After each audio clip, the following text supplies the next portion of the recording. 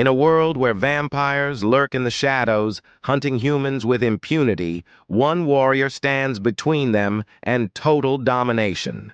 A man caught between two worlds, human and vampire, gifted with their strengths, but cursed with their thirst. This is the story of Blade, the Daywalker, the ultimate vampire hunter. So grab your silver stakes and buckle up, because this is going to be one bloody ride. It starts in a nightclub, hidden beneath the city, where the elite of the vampire underworld gather to revel in their dominance. Humans are lured in, unaware that they're about to become a feast.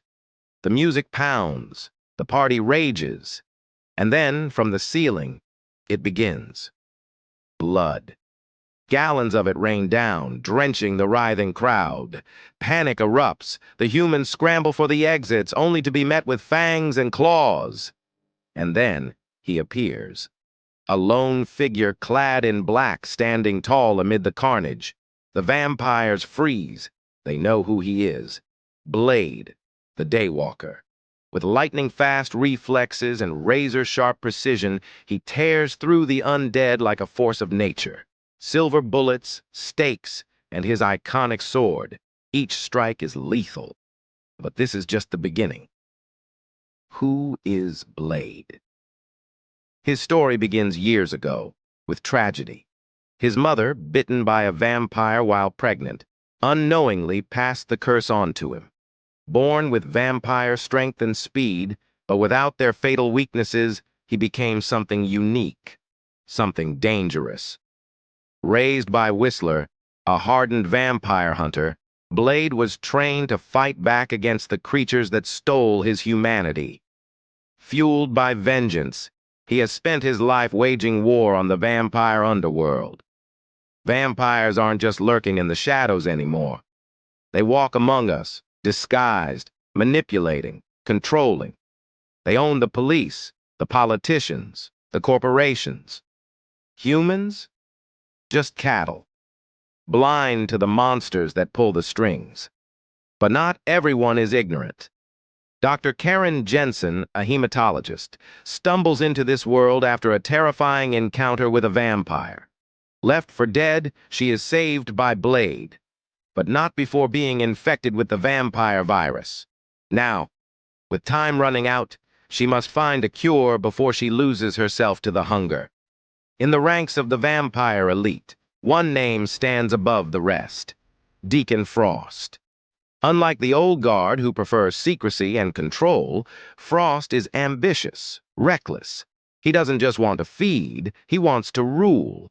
He believes vampires should no longer hide in the shadows. And he has a plan, a prophecy, the blood god, La Magra. If he succeeds, humanity won't just be prey, they'll be extinct. Blade and Whistler prepare for war. Armed with silver, UV weapons, and an unrelenting thirst for vengeance, they track Frost's movements, uncovering his plan to perform an ancient ritual that will grant him godlike power. But Frost isn't waiting around. He strikes first, ambushing Blade, pushing him to his limits. Whistler is captured, Karen is taken, and Blade is left weakened, on the verge of death. In the heart of a ruined temple, Frost gathers his victims, Blade included.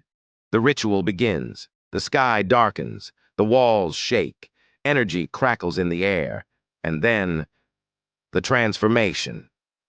Frost becomes more than a vampire. He becomes something unstoppable. But he's made one mistake. He underestimated Blade. With his strength restored, Blade launches into the fight of his life. His sword meets Frost's claws in a battle of pure speed and power. But Frost is faster, stronger, until Blade pulls out his ace, the serum, a specially designed weapon that makes vampire blood combust. 1, 2, 3.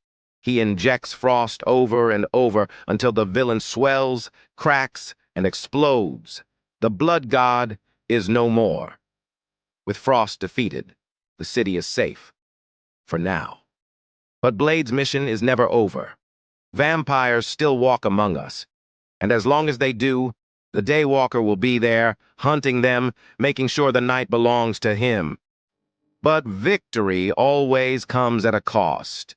Whistler, tortured by Frost's minions, is left broken. He urges Blade to keep fighting, but time is running out for him. The man who raised Blade, who shaped him into the warrior he is, now stands on the edge of death. Blade, despite his hardened exterior, shows his rarest emotion, grief. As he loads a single bullet into his pistol, he gives Whistler the choice to end his own suffering. The screen fades to black. A gunshot rings out. Blade has lost his closest ally, but the war against vampires rages on. The war never stops. In the final moments, we see Blade return to the streets, always watching, always hunting. Another vampire nest, another bloodthirsty creature, another battle waiting to be fought. The Daywalker doesn't rest. He doesn't hesitate. Because as long as there are vampires, there will always be a Blade. Blade's hunt takes him deeper into the city's criminal underground. The vampires, despite their setback, are rebuilding. Rumors of a new leader spread, one even deadlier than Frost. But Blade isn't alone. Karen, having survived her infection, now works in secret, trying to develop a long-term cure for vampirism. But time is short. The vampires are adapting, evolving. Some are even immune to silver. A new war is brewing. As Blade tracks the rising vampire factions, he realizes something even more sinister is at play. The humans who know of vampires, the police, the government, the corporations, they aren't just ignoring the threat. Some are helping it grow. The lines between ally and enemy blur, forcing Blade to question everything. But one thing remains certain. His war is far from over. And that's Blade, a groundbreaking, action-packed ride that redefined the vampire genre. Wesley Snipes delivers an unforgettable performance, blending martial arts, horror, and style in a way that still holds up today. If you enjoyed this recap, don't forget to like, subscribe, and hit that notification bell for more epic movie breakdowns. Until next time, stay sharp, stay fast, and always keep silver handy.